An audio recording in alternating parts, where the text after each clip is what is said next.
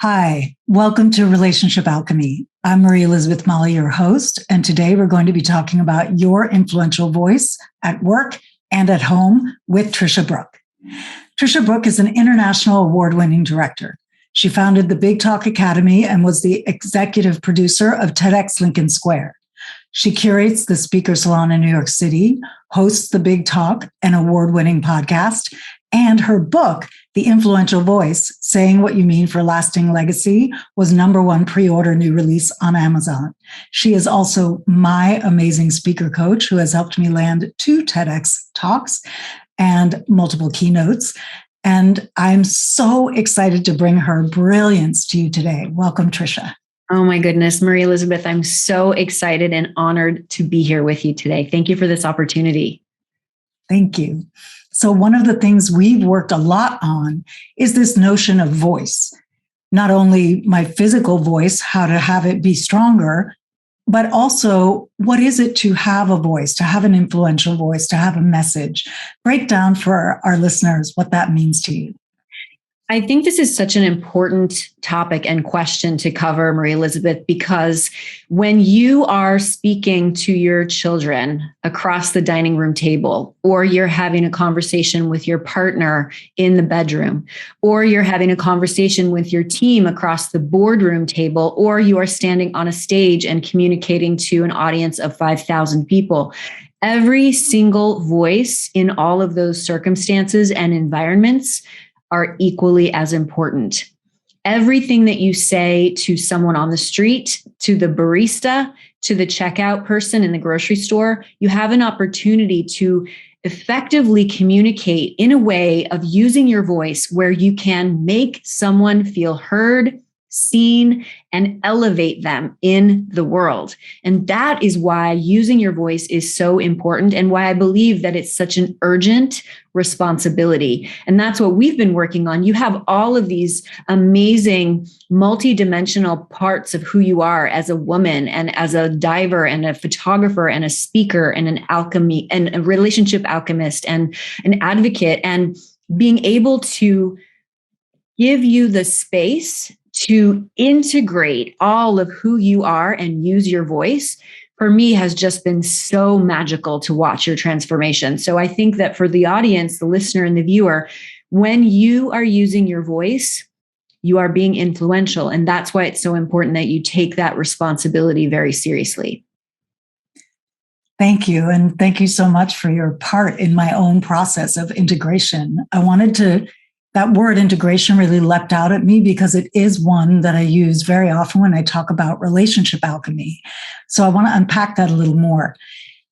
Integration to me means all of you gets to be present and seen and heard. And I'm wondering if for you, around voice specifically, if it is that integration that gives your voice more power. Let me start by saying I was a dancer. For those of you who aren't familiar with my work, I was a dancer in New York City for my entire career until I transitioned out of dancing into choreography, directing, writing, producing, and now working with speakers. And the kind of integration that must happen as a dancer is so multifaceted. We have to integrate every single piece of our body, every muscle, every joint.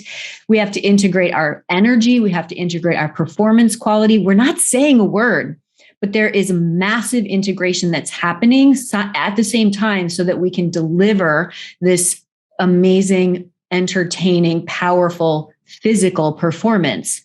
The same thing is true when you're using your voice. As an influential voice, when you integrate your point of view, how you see the world, when you integrate your belief systems, your values, when you integrate all of that, it directly reflects how you use your voice, which is why becoming super clear on your purpose, understanding your mission, and making sure that you stay in alignment with your values, that kind of integration will keep you on track when you are using your voice. And if you go off track, you'll be immediately able to course correct because you're like, I'm out of alignment with my values. Let me just come back on track here. So that kind of integration will absolutely make you a much more effective, influential voice without question. I know that one of your values is, as a 7-figure business owner, also to have an amazing and thriving marriage, which I commend you for, because not everybody is able to really value both those things at the same time. How have you learned to do that? And what did you need to unpack in your own voice in order to have that bridge be clear and sustainable? Great question. Sustainable, especially. I would say that my marriage is my most successful production. I love that. I have worked very hard on this marriage being free and loving and open and collaborative. And I always say to my husband, I'm not going to be the same person tomorrow. And he says, I know, I have to start getting used to that. I can't promise I'm going to be the same person tomorrow, nor do I want to. As far as being a successful CEO, an award-winning director, and having a successful marriage, for me, what that means is getting really, really clear with anything at any point in time that could be a threat. Mm. And something that you talk about that I love so much that I'm going to highlight here is that you and Patrick talk about being on the same team. Yeah. When you remind each other that you're on the same team, and that when I'm successful, you're successful, and that when I have a team of 10, you get to be in the container of a team of 10. All of that is why we're so happy and why we're so functional and healthy, because we talk about it. And if at any time something becomes threatening, and I have directed my husband, and there were moments where that was threatening. Yeah. Now, what's amazing is the collaboration. We are two artists who can collaborate with one another. We're two artists who can give feedback to one another. And the idea of competition, when that went away, because it was there, threat and competition, it's human nature. When we worked through that, then it became all about completely supporting one another. And how can I help you? Do you want feedback? Here's another thing that we do that's very important. Do you want feedback as your wife, or do you want feedback as a creative? Mm-hmm. And when I asked Joe, the feedback that I want right now is as my husband. I don't want feedback on this decision as a writer or as a producer. And that's really important as well. But really highlighting, Marie Elizabeth, that if there's any moment of threat, I'm going to step into your lane, I'm going to step into your territory, then you're off track. And this was something that we worked through, because when I met my husband, I was just a dancer. Mm-hmm. And then I became a choreographer. And then I became a director, and then a writer. And then I started producing my own work. And now I am a CEO of a 7-figure business. That's a lot of evolution very quickly. We've been married. It could be threatening to a lesser man. Right. So we've been together 15, married 12, and that evolution has been, it has been an evolution for us both. And because he gives me the freedom to continue to evolve, and I continue to remind him that he's my person and I'm not going anywhere, that's how this has worked so beautifully. And that's my responsibility. I'm growing. Now, that doesn't mean I'm leaving anybody behind, and I have to make sure he understands that. And I think that's what's worked really well. And the same for him. Yeah, that's so gorgeous. What I'm hearing and what you're saying is really this idea of same team at such a deep level, that it's not same team so we stay right here where we are so the other can feel safe. It's I'm growing. And this is my favorite kind of relationship to support people in having. I'm growing, you're growing, and we still prioritize each other. We turn toward one another in our individual growth and support. Patrick and I do something similar. I loved how you delineated, do you want feedback as a wife or a director right now, or what you said?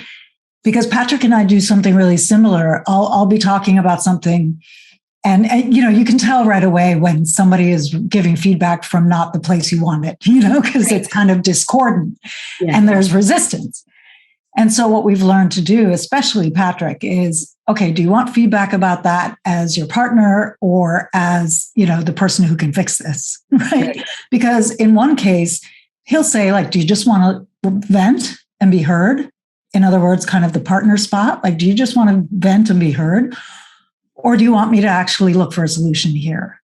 Yeah. And knowing, and then me having the clarity to say, no, this is the one I want right now, helps keep us on track too. Absolutely. And there's language that needs to be taught and learned and adopted inside of a relationship. Yeah. What do you mean by that? Triggers me, activates me. I prefer tell me more. I love that. That's so clear. And I assume you've learned to ask for that. Absolutely. Absolutely. And that's something that you teach so beautifully and that I learned from you from just being your coach and hearing you talk about how you coach your clients is asking for what you want, making sure it's clear, making sure that you are always on the same team. And I think with Joe and I, it really comes down to staying curious, always staying curious. Tell me more. Tell me more. Tell me more. We also have a practice at the end of the day, and we call it threes. And it's, what do you appreciate about yourself? And then we each take turns. And then what are you grateful for? And we each take turns. And what do you love about me? And we each take turns. That is phenomenal. I want everybody listening or watching to go try this. Implement this. I'm going to implement this. It's amazing how much you'll learn about your partner that you might not know in this fun end of the day exercise. And what I love about it too is staying curious is one of my number one things that I always suggest and harp on with people.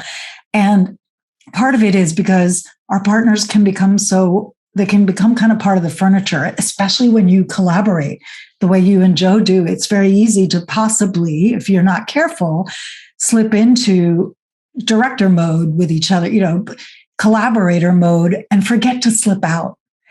And so staying curious about each other's interiority to me is one of the best ways that you remember to come back to the lover space with each other, back to the best friend, back to the partner, the husband, wife, wife, husband, depending on your situation.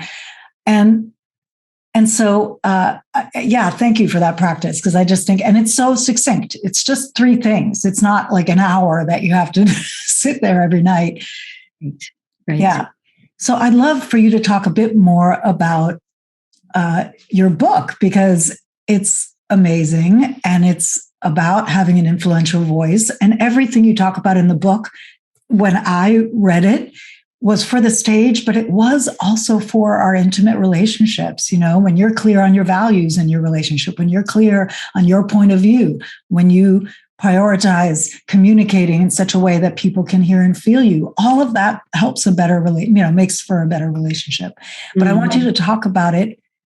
Just let us know more about your book and how it's benefiting people in the world. Thank you, Marie Elizabeth. I was shopping around a book on public speaking for about a year to publishers, and I was getting a bunch of meetings and wasn't getting any bites. And I realized the reason why was because I didn't care about writing a book about public speaking. So there was a disconnect there, right? I was not in alignment. And with Ahmaud Arbery and Breonna Taylor and George Floyd's murder, I sat down and wrote chapter 1 of The Influential Voice about the systemic racism in this country, about the vitriol that was coming from the White House, and the undignified language that was causing deep separation in our country. Because I believe that language and how we speak and how we show up is either it's love or hate, it's good or bad. And I wrote chapter 1, submitted it to a publisher. I got a book deal on Monday. I sent it to them on Friday. Whoa. And that is how aligned I was with this mission of how to teach people. And I'm not talking about having all of the same opinions. I'm talking about being diverse and inclusive. I'm talking about having differing points of views, but being able to talk about it in a way where you're heard and where you're respectful and you're dignified and you are not causing hate with your speech. The book is really about how to be a good human being. And it's personal stories about how I grew up. It is personal experiences of how I've used my voice in New York City, going from a dancer to doing what I do now and amplifying and elevating others' voices. There's a story that I tell inside the book where I'm on a subway. I had just come back from Michelle Obama's Becoming tour, and I was coming from Brooklyn on the subway. It was a packed train. There was nobody was in danger. I was not putting myself in danger by doing this, but there were 3 young white men talking about 2 of their friends, women, girls who they went to school with in very disrespectful ways, violent ways, violent speech, negativity, very sexual, completely inappropriate. And it was audible to me. I could have sat there and allowed them to continue this conversation and speak violence against me and every other woman on the train, but I didn't. I got up and I walked over and I quietly said, please stop talking about your friends this way. It's inappropriate. It's violence against them and it's violence against me. And they made fun of me and they gave me a hard time. However, one of those 3 boys didn't. And it's my hope that he will speak up in the future when his other 2 friends do it. That's my hope. That's what it means to have an influential voice. It doesn't mean putting yourself at risk, doing anything that's dangerous. It means taking a stand for what you believe in and what's in alignment with your values and speak your truth, because you can affect change. And that's what the book is about. And there's some tools and tips and rehearsal process and all the good stuff, but it's really a comprehensive book on how to speak with effective, dignified communication. Thank you. When you said speak your truth, it had me wonder, is there a specific practice or way that you found the most helpful to help you access your truth in the deep way that you mean? Because so much of us are floating around up here on the surface in our reactivity, and we might think we're saying our truth, but we're actually just spitting out kind of regurgitated mind fluff. So how do you recommend that someone do that dive to connect with that deep truth that then comes out in such a powerful way that you can write a proposal on Monday and get a book, Friday and get a book deal on Monday? I think it comes down to not being afraid of what other people will think. And the fluff that you're talking about is what you think people want you to say. Yeah. But the truth is, you have to be willing to say what you mean, knowing you are going to receive criticism. And that has to be okay. And also, it really also means understanding why you get up every morning, what your purpose is. And when you're clear on that purpose and it is white hot and it's all you can think about and it's all you want to do in terms of showing up of service in the world, that's your truth. And then allowing fear to take a back seat, allowing the concern about other people's feedback, which is not your business. What people say about you is not your business. And really trusting that what you have to say matters and that one person out there will hear it. Gorgeous. What's the role of feedback? Of when do you take it in and adjust? I think it's important to get specific when you're asking for feedback. And I talk about this a lot. If you are delivering your talk tomorrow, you ask for feedback that sounds like this. I'm delivering my talk tomorrow. You're a warm body. That's it. That's it. That's it. If you have 3 months, you might ask for, is the through line clear? Do I have enough stories? Do I have too little stories? How does this talk make you feel? Because you have 3 months, you can rewrite the script. If it's 2 weeks, you might want to ask, how's the tempo? Is it too fast? Is it too slow? Do you like my choreography? Because those things you can fix in 2 weeks. Really, really important that you ask for specific feedback, especially when it comes to performance. If you're receiving unsolicited feedback, you have an opportunity to say, thank you so much. I appreciate your feedback and I will get back to you on that. Or thank you very much. I'm not accepting feedback today. That's an amazing boundary. Yeah. Yeah. That makes me want to turn back to the relationship question. I think it's related to what kind of feedback do you want as a wife or producer right now? Besides that, in terms of asking for what you want, having a voice in your relationship, what is the balance for you of that? And then in my language, I say, ask for what you want and stick around to negotiate, right? Because it's not my way or the highway. We're a team. So what's that language for you, or that bridge for you, where you have your influencer voice and you're also open to adjusting?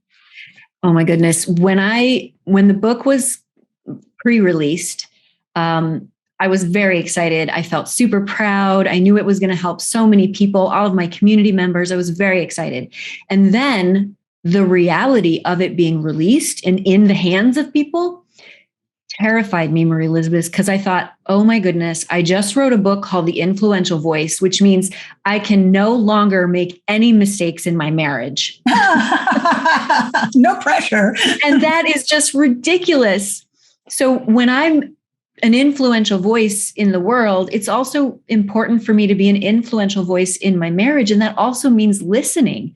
It doesn't mean always talking, right? An influential voice is someone who hears what the person is saying and takes it in and can reflect back in a way that is loving and communicative. And trust me, I have tons of do-overs. I have do-overs every single day. Say more about that. When I am short, curt, frustrated, irritated, I ask for a do-over. And I am extremely patient with my community and my speakers. And I also have set up a trigger for myself that at 5 o'clock, my phone goes off with beautiful music and the alarm says, you are loving and patient.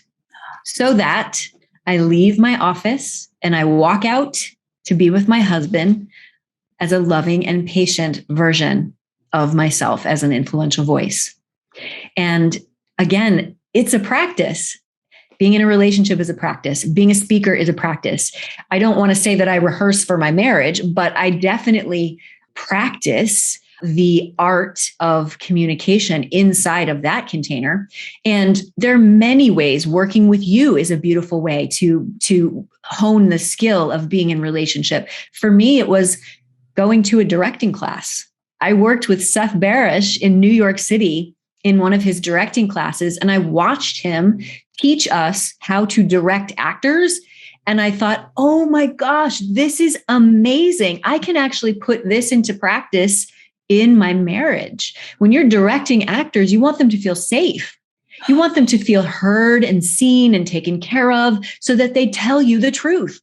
Same thing in a marriage. That is amazing. I love how you took that learning and brought it back. And the do-over, that's something I teach too. It's just so brilliant. And you're so good at catching yourself. You said when I'm curt or I ask for a do-over, and I just want to let the listeners know and the watchers know that you can set this up with your partner as well as a practice.